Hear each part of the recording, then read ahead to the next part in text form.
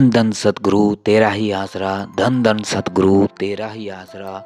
शहनशाह मस्ताना जी तथा हजूर महाराज शास्तनाम सिंह जी महाराज के बारे में कुछ जानकारी आपको दे रहे हैं। जैसा कि ग्रंथों में बताया गया है, धन धन सतगुरु तेरा ही आसरा।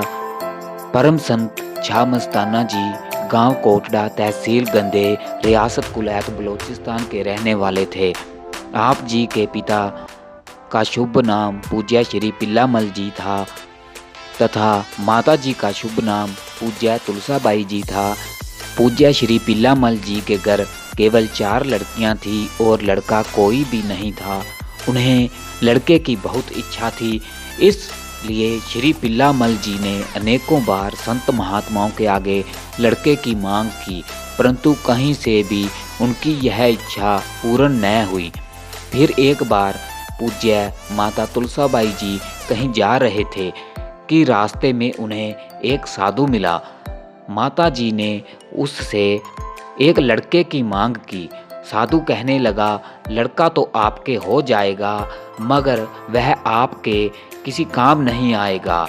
यदि यह शर्त मंजूर है तो देख लो। माता जी ने कहा कि हमें मंजूर है। तब 1 वर्ष पश्चात संवत विक्रमी 1948 कार्तिक की पूर्णिमा को मस्ताना जी ने श्री पिल्लामल जी के घर जन्म लिया, जो कि एक क्षत्रिय वंश में थे। वास्तव में ऐसी हस्तियां जीवों का उद्धार करने के लिए मालिक के हुक्मानुसार समय समय पर दुनिया में आती रहती हैं। पूज्य मस्ताना जी का पहला नाम श्री खेमामल जी था। आप जी के पिता हलवाई की दुकान किया करते थे। जिस समय पिताजी दुकान पर न होते तो मस्ताना जी मिठाई साधु फकीरों में बांट देते।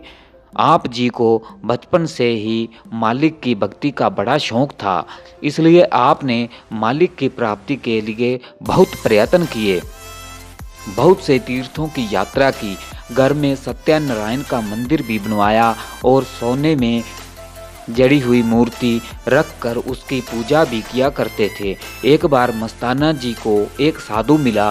उसने आप जी को सारी बात खोल कर बताई कि मालिक की प्राप्ति के लिए आप जो जड़ की पूजा कर रहे हैं वो इस तरह मालिक की प्राप्ति नहीं हो सकती।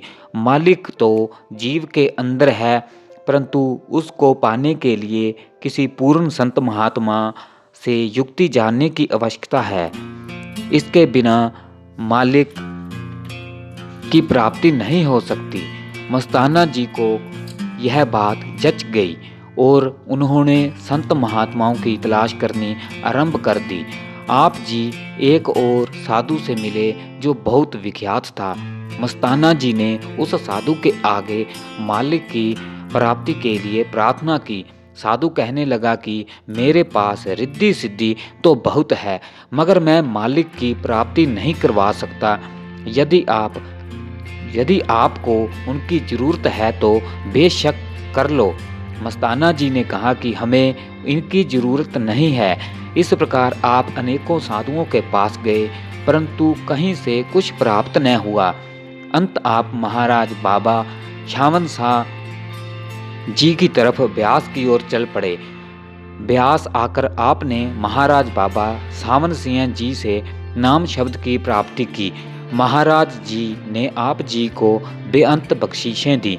एक बार का जिक्र है कि आपने बलोचिस्तान में एक भंडारा किया तो वहाँ के एक मुसलमान पीर ने आपसे बहुत ईर्ष्या की और योजना बनाई कि इस हिंदू फकीर का भंडारा सफल न हो सके, इसलिए वह बहुत से लोगों के साथ लेकर उनके घर चला गया। मस्ताना जी ने बेशुमार अटूट भंडारा बांटा और पीर के साथ जो लोग आए थे उन सबको रुपए व मोहरें भी दी। यह सब कुछ देखकर पीर बड़ा हैरान और शर्मिंदा हुआ और अपनी गलती पर पश्चाताप करने लगा। फिर वह पीर भी मस्ताना जी के साथ ब्यास आया और बाबा सावन सिंह जी के आगे प्रार्थना की कि मुझे भी मस्ताना जी वाला नाम दो।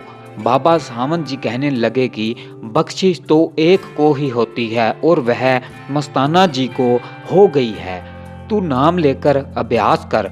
इस तरह मस्ताना जी ने बलूचिस्तान में भी नाम की बहुत चर्चा फैलाई और अनेकों जीवों को बाबा सावन सिंह जी के नाम शब्द की प्राप्ति करवाई। आखिर आपने घर बार त्याग दिया और महाराज बाबा सावन सिंह जी ने आपको नाम का प्रचार करने के लिए सिरसा भेज दिया। आप कुछ समय सिरसा शहर में रहे, फिर सन 1948 में शहर से बाहर आपने डेरा सच्चा सौदा कायम किया। आप जी ने 12 वर्ष खूब सोना चांदी नोट कपड़े आदि बांट बांट कर जीवों को नाम जपाया। जाति पाति व धर्म मजहबों के झगड़े और ईर्ष्या द्वेष की अग्नि में जल रहे जीवों के भेदभाव को मिटाकर आपस में मिलकर रहना सिखाया।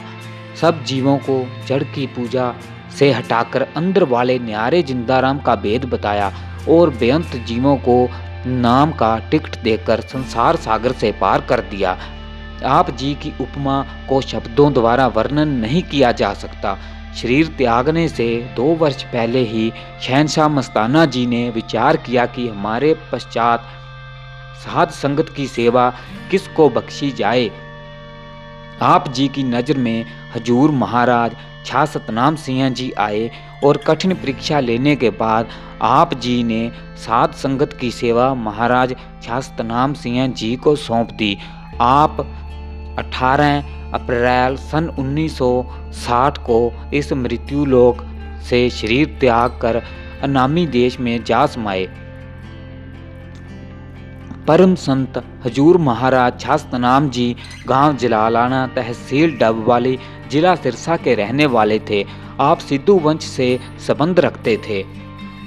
आप जी के पिता जी बहुत बड़े जमींदार थे। आपका शुभ नाम पूज्य श्री बरयाम सिंह जी था। आप जी के माता जी का शुभ नाम पूजनीय आस कौर जी था। आप जी का जन्म 25 जनवरी सन 1919 को हुआ।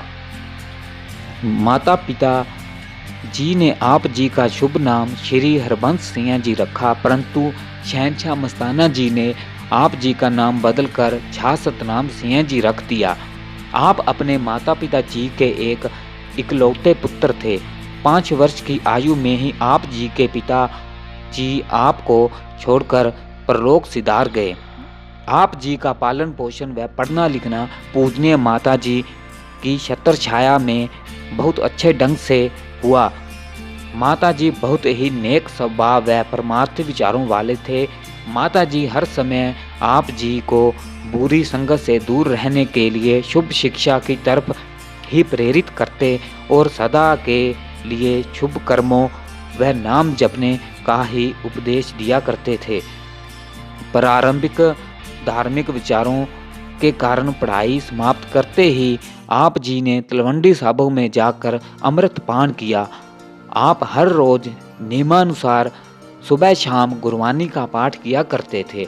आप श्री गुरु ग्रंथ साहिब जी के साधारण व अखंड पाठी भी थे।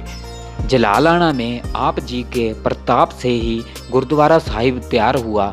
अपने गांव और आसपास के गांवों में भी आप कीर्तनी जत्थे के साथ जाया करते थे।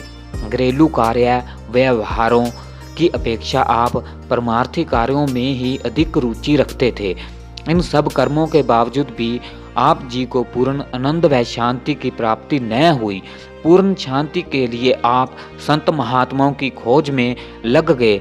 जितने भी संत महात्मा आप जी को मिले, उनके वचन सुने, उनके नियम आचरण तथा निजी जीवन को जांचते हुए कहीं से भी मन को शांति न मिली। फिर आप जी मस्ताना जी की महिमा सुनकर डेरा सच्चा सौदा सिरसा में आए। आप जी ने शहनशाह मस्ताना जी के दर्शन किए और वचन सुने तो मन को कुछ तसल्ली व शांति प्राप्त हुई। उसी दिन से आप जी के दिल में सत्संग सुनने का शौक प्रबल हो गया। आप जी 3 वर्ष तक लगातार मस्ताना जी के सत्संग सुनते रहे और 2 बार नाम शब्द प्राप्त करने की कोशिश की, मगर बेपरवाह मस्ताना जी ने आप जी को नाम शब्द देने से इनकार कर दिया और कहा कि अभी आपको नाम शब्द नहीं मिलेगा। आप साथ ही ये वचन भी कर दिए कि आपको काल नहीं बुलाएगा, आप सत्संग करते रहिए। 3 वर्ष पश्चात गांव गुक्कांवाली में सत्संग करने के बाद जब छा मस्ताना जी नाम के अधिकारी जीवों को छांटने लगे तो आप जी उस समय उस चबूतरे पर खड़े थे जहां सत्संग हुआ था। मस्ताना जी ने दूर से आवाज़ लगाई कि आप कमरे में जाकर कुर्सी के पास बैठ जाओ, आज की रात आपको भी नाम लेने का हुक्म है। आप हैरान होकर सोचने लगे कि मन तो अभी तैयार नहीं, चलो ठीक है, जैसे बेपरवाह जी का हुक्म। आप हुक्म मानकर कमरे में चले गए और कुर्सी के पास जगह खाली न होने के कारण पीछे ही बैठ गए। जब छा मस्ताना जी कमरे में आए तो कहने लगे कि भाई तुम हमारे पास आकर बैठो, तो आप खड़े होकर मस्ताना जी के पास चले गए। छा मस्ताना जी आप पास बिठाकर कहने लगे, आपको इसलिए पास बिठाकर नाम देते हैं कि आपसे कोई काम लेना है, आपको जिंदाराम का लीडर बनाएंगे जो कि दुनिया में नाम जपाएगा। उस समय आप जी को उपरोक्त बातें ऐसी लगी कि श्री ग्रंथ साहिब का पाठी व पढ़ा लिखा होने के कारण वैसे ही छा मस्ताना जी बढ़ाई देने के लिए कह रहे हैं, परंतु संतों के वचन अटल होते हैं जो कभी नहीं टलते। जैसे संत वचन पलटे नहीं, पलट जाए ब्रह्मांड, साधु बोले सह सुबह, साधु का बोला बिरथा न जाए। यह वचन कैसे टल सकता था। कुछ समय के पश्चात मस्ताना जी जलालाना में सत्संग करने आए। जब शहनशाह मस्ताना जी वहां पहुंचे तो हुक्म दिया कि जाओ गदराना गांव से शहतीर ईंटें आदि वहां का डेरा मस्ताना जी ने पहले ही गिरवा दिया था। उन्होंने कहा कि गदराना गांव से शहतीर ईंटें आदि उठा लाओ। हुक्म मिलते ही आप दूसरे प्रेमियों के साथ ऊंट गाड़ियां आदि लेकर गदराना गांव में चले गए। अंधेरा तो गांव जलालाना में ही हो गया था।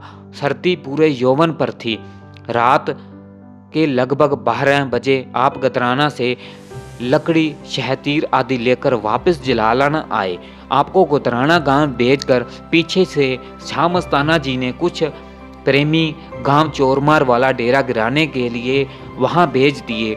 दूसरे दिन आप जी को कहा गया कि कोई ट्रैक्टर लेकर जाओ, गदराना वाली ईंटें उठाकर ले आओ। कुछ प्रेमी दीवारें गिराने लगे और कुछ प्रेमी ईंटें ढोने का काम करने लगे। इस तरह यह काम कई दिनों तक चलता रहा। चोरमार वाले डेरे का भी सारा सामान उठाकर जलालाना में इकट्ठा कर दिया। इसके पश्चात चोरमार वाले डेरे को सामान गांव गुक्कांवाली की संगत को आपके ही ट्रैक्टर पर लदवा कर उठवा दिया और गदराना गांव का सामान गदराना की संगत को वापस ले जाने का हुक्म दे दिया। जब आप गदराना से वापस जलालाना आए तो यह सब उल्ट पुल्ट देखकर आप जलालाना की संगत से नाराज होने लगे कि तुमने अपना लाया हुआ सामान यहाँ से क्यों उठाने दिया। छा मस्ताना जी के ऐसे खेल, कभी ले जाओ तो कभी ले आओ, देखकर मन में इधर उधर के बहुत ख्याल आने लगे। परंतु बेपरवाह छा मस्ताना जी आप जी को अंदर से पूरा हौसला देते रहे कि जिस तरह भी शहनशाह मस्ताना जी आप जी को हुक्म देते रहे, आप उसी तरह उसी हुक्म को पालन करते रहे। शहनशाह मस्ताना जी 18 दिन गांव जलालाना के डेरे में रहे और इसी प्रकार की परीक्षा लेते रहे।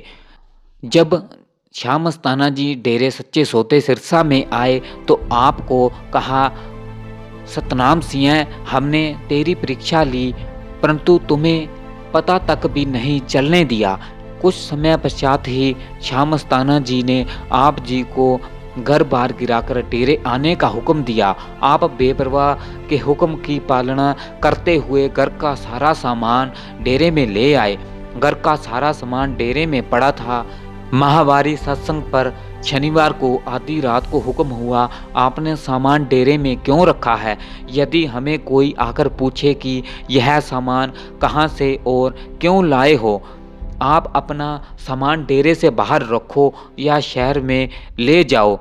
आधी रात के समय सारा सामान डेरे से बाहर निकलवा कर कहा कि अपने सामान की आप रखवाली करो। आपको सामान के पास चारपाई पर बैठा दिया। जो संगत पर आई थी, दूसरे दिन सारा सामान किसी को कुछ देकर बांट दिया। इस तरह की कई बार परीक्षा ली। इसके कुछ माह पश्चात ही डेरे में 3 मंजिली गोल गुफा बनवाई गई।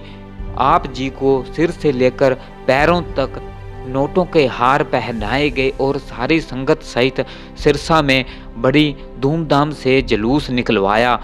जब वापस डेरे पहुंचे तो सड़क पर खड़े होकर छा मस्ताना जी ने यह वचन फरमाया, छा सतनाम सिंह जी को आज आत्मा से परमात्मा कर दिया है। फिर हजूर महाराज जी को गुफा में बिठाकर कहा कि आज से आपने इस गुफा में ही रहना है। उस दिन से छा मस्ताना जी आपको अपने पास स्टेज पर बिठाने लगे। छा मस्ताना जी शरीर त्यागने के 4 महीने पहले दिल्ली गए। उनके साथ बहुत सारी साध संगत भी गई थी। शाह मस्ताना जी ने कहा कि नीचे लिखे मजमून को इश्तिहार बांट दिए जाएं। इस बॉडी शरीर का कोई हुक्म नहीं लगा कि फैलाने दिन छोड़ना है। यह डर से लिखा है कि इत्थे सैकड़े आदमी गुरु बनना चाहते हैं। आगे ही बताया जाता है कि हर कोई पुख्ता रहे, मौज के हाथ चढ़े, नहीं तो नरकों में जाएगा, कोई इतबार करे या ना करे। संगत ने कहा कि महाराज जी आप ऐसे वचन न करो, हम ऐसे वचनों के इश्तिहार नहीं लगवा सकते। फिर छा मस्ताना जी ने वापस डेरा सच्चा सौदा में आकर कहा, अच्छा दीवारों पर तो जरूर लिखवा दिया जाए। इसीलिए उपरोक्त वचन दीवारों पर लिखवाए गए, जो आज भी आपके सामने हैं। 16 अप्रैल सन 1960 की रात को मस्ताना जी ने आप जी को साथ लेकर दिल्ली चले गए और 17 अप्रैल को शहर में घूम कर सफदरजंग निजामुद्दीन औलिये की कब्र आदि दिखाए और रात को जिस सत्संगी के यहाँ ठहरे थे वहाँ सत्संग भी किया। 18 अप्रैल सन 1960 को सुबह सारी संगत को प्रसाद बांटा और हजूर महाराज जी को भी एक आम अपने मस्तक पर लगा कर दिया और वचन फरमाया, तेरे को यह आम देते हैं, ऐसा ही रंग निकालना। बुल्ला जो उस समय दरबार में साधु था, पास ही बैठा था, उसने मस्ताना जी से यह आम लेने की कोशिश की और लेकिन शहंशाह मस्ताना जी ने फरमाया कि तेरा इसमें कोई हक नहीं है, इसका हक छा सतनाम सिंह जी को ही है। प्रसाद बांटकर छा मस्ताना जी खांसी का बहाना बनाकर डॉक्टर के पास चले गए और वहीं पर शरीर त्याग दिया। बेपरवाह छा मस्ताना जी के शरीर त्यागने के पश्चात संगत में आमतौर पर बहस होती रही कि गद्दी का मालिक किसको बनाया जाए। कमेटी, ट्रस्ट आदि की कई योजनाएं बनी, मगर होना वही था जो छा मस्ताना जी को मंजूर था। गद्दी की रस्मों रिवाज तो पहले ही पूरा हो चुका था। शहंशाह परमपिता छा सतनाम सिंह जी महाराज 1960 से ही आमतौर पर शहरों गांवों में घूम कर सत्संग करने लग गए थे। एक गांव में 3 सत्संग करते थे। पहला सत्संग शनिवार रात को, दूसरा रविवार को और तीसरा रविवार रात को। सत्संग के अलावा शहंशाह जी सुबह शाम आमतौर पर खेतों में घूमने के लिए जाते। हजूर परम पिता जी के साथ भजन मंडली भी होती उनसे कव्वालियाँ व शब्द आदि बुलवाते। जो संगत दर्शनों के लिए साथ गई हुई होती थी उनको बेअंत खुशियां प्रदान करते। गद्दी का उत्तराधिकारी होने के लगभग 3 वर्ष बाद परम पिताजी जीवों को नाम देने लग गए थे। उस समय संगत की संख्या बहुत ही कम थी। जिस किसी गांव या शहर आदि में शहंशाह जी सत्संग करते, वहां के सभी सेवादारों को इनाम रूप में किसी को सूट का कपड़ा, किसी को घड़ी, किसी को पगड़ी, किसी को अंगूठी और किसी कई प्रकार के पुरस्कारों के साथ साथ अपना हार्दिक प्रेम भी बख्शते। शहंशाह जी ने गांवों व शहरों में संगत को प्रेम प्यार करते हुए अनेकों कव्वालियों व शब्दों की रचना की, जिनमें संगत के लिए अत्यंत प्रेम व बहुत ही ऊंची शिक्षा भरी हुई है। शहंशाह परमपिता जी की रहमत के सदके अनेकों बुरे जीव उनके रचित पवित्र वाणी को पढ़ सुनकर अपनी बुराइयां व अवगुण छोड़कर सीधे रास्ते पर चलने लगे। मेरे परम प्यारे शहंशाहों के शहंशाह जी की शिक्षा बहुत ही सरल, सीधी और ठोस थी। कोई भी जीव चाहे वह अपने आप को कट्टर विचारों वाला कहलाता था, जब हजूर के पवित्र मुखारबिंद से वचन सुन लेता था तुरंत ही वह अपने कट्टर विचार त्याग कर देवता व धर्मात्मा पुरुष बन जाता था। क्योंकि पूर्ण संत महात्माओं की सोहबत का ये खास गुण है। शुरू में दरबार में पानी की कमी होने के कारण शहंशाह जी ने ट्यूबवेल लगवाया, जिससे साध संगत को पीने के लिए पानी आम मिलने लगा। परम पिताजी आमतौर पर दरबार में ट्यूबवेल के पानी की सराहना करते और फरमाते कि दरबार का पानी और दुनिया का दूध एक बराबर है, इसलिए दरबार के ट्यूबवेल के अमृत रूपी पानी को पीकर साध संगत आनंद मग्न हो जाती है। ज्यों-ज्यों दरबार में संगत बढ़ने लगी त्यों-त्यों परम पिताजी भी संगत की संभाल के लिए अपना प्रबंध बढ़ाने लग गए। साध संगत को गर्मी सर्दी से बचाने के लिए परम पिताजी ने दरबार के मुख्य द्वार के साथ एक बहुत बड़ा हॉल बनवाया, जो 150 फुट लंबा और 100 फुट चौड़ा है। इसके अंदर चारों तरफ एक गैलरी बनी हुई है, जिसके अंदर हजारों जीव आराम कर सकते हैं। शहंशाह मस्ताना जी महाराज के समय से बनी हुई सारी इमारतें अंदर से कच्ची और बाहर से पक्की थी और कमरे भी बहुत ही छोटे छोटे थे। 11 नंबर कमरे से लेकर 69 नंबर कमरे तक सारा बरामदा ही था। बीच में 3-4 कमरे थे। इस सारी इमारत को परम पिताजी ने गिराकर फिर दोबारा बनवाया और सभी कमरों के ऊपर चुबारे भी बनवाए। इसके आगे 158 नंबर कमरे तक की सारी इमारत भी परम पिताजी ने गिरवाकर दोबारा पक्की करवाई। बाग की तरफ वाली भी सारी इमारत परम पिताजी ने बनवाई। शहंशाह परम पिता जी की अथक मेहनत से सच्चा सौदा दरबार की शान दुनिया के कोने कोने में ऊंची कर दी। सच्चा सौदा सिरसा दरबार के बिना परम पिताजी ने 1980 में डेरा सच्चा सौदा मलोट में सत्संग करना शुरू किया और साथ ही वहाँ की सारी इमारत भी बनवाई। इस समय सेवा के दौरान भी शहंशाह जी ने शहरों व गांवों में सत्संग जारी रखे। दिन कहीं व रात कहीं फिर कर इस मृत्यु लोक की भट्टी में काम क्रोध लोभ मोह अहंकार तथा ईर्ष्या द्वैत की अग्नि में जल रहे जीवों को नाम रूपी अमृत की बूंद देकर उनके दिलों को शांत व शीतल करते रहे।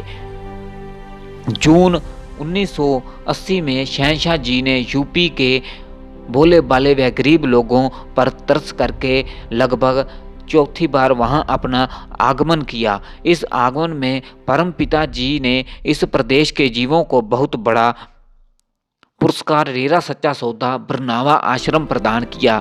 ये दरबार बड़ौत से मेरठ वाली सड़क पर बैनोली व बरनावे गांव के बीच कृष्णा नदी के किनारे पर बना हुआ है। इस दरबार की सारी इमारत शहंशाह जी ने बहुत ही कम समय में तैयार करवा दी थी।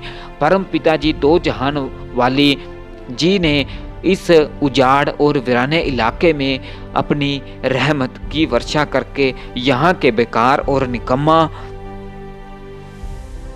जीवन जीने वाले लोगों को नाम जपने में लगातार असली जीवन जीना सिखाया। इस क्षेत्र में परमपिता जी ने बेअंत सत्संग किए। सेवा के समय भी शहंशाह जी गांवों व शहरों में सत्संग भी करते और सेवादारों के पास भी अधिक से अधिक समय देकर उनकी पूरी देख रेख करते। परमपिता जी ने इसी तरह ही बुदरावाली में श्यामस्ताना जी के समय से बने हुए डेरे का विस्तार भी किया। हालांकि उन दिनों शहंशाह जी का स्वास्थ्य बहुत ही खराब चल रहा था, परंतु फिर भी अपने शरीर की परवाह न करते हुए चिनाई का काम शुरू कर के बहुत सारे मकान संगत के आराम के लिए बनवाए। दरवाजे के दोनों ओर शीशे व चीनी से तस्वीरें व सीनरियाँ बनवाई, जिनका नक्शा आप सारा दिन सेवादारों के पास खड़े होकर बनवाते रहे। कई बार साधु सेवादार कहते, शहंशाह जी सर्दी बहुत ही जोर की है और हवा भी ठंडी चल रही है, आप आराम कर लो। तब हजूर पिताजी फरमाते, भाई कर लिया सो काम और बज लिया सो राम। भाव जितना भी आप इस शरीर से काम ले लोगे वही उतना है, बाकी नहीं। ये वचन हमें इस संसार पर जीवन जीना बताते हैं कि मनुष्य को किस तरह अपना मनुष्य जीवन गुजारना चाहिए। मनुष्य जीवन बहुत ही दुर्लभ व कीमती है, जिसको कामकाज सोने खाने में बर्बाद नहीं करना चाहिए, बल्कि इस बहुमूल्य समय से पूर्ण लाभ उठाना चाहिए। धन धन सतगुरु तेरा ही आसरा, धन धन सतगुरु तेरा ही आसरा।